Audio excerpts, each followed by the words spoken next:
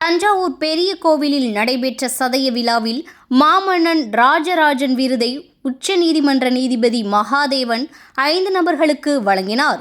தஞ்சை பெரிய கோவிலில் மாமன்னன் ராஜராஜ சோழனின் 1040வது சதய விழா 2 நாட்கள் வெகு சிறப்பாக நடைபெற்றது.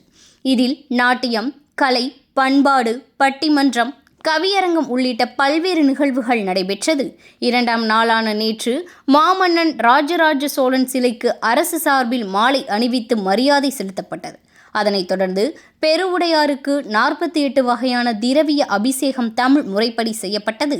அதன் பின்னர் சதய விழாவின் முக்கிய நிகழ்வாக மாமன்னன் ராஜராஜ சோழன் விருது வழங்கும் நிகழ்வு நடைபெற்றது. இதில் உச்சநீதிமன்ற நீதிபதி மகாதேவன், குன்றக்குடி பொன்னம்பல அடிகளார், மாவட்ட ஆட்சியர் பிரியங்கா பங்கஜம் உள்ளிட்டோரும் கலந்து கொண்டனர்.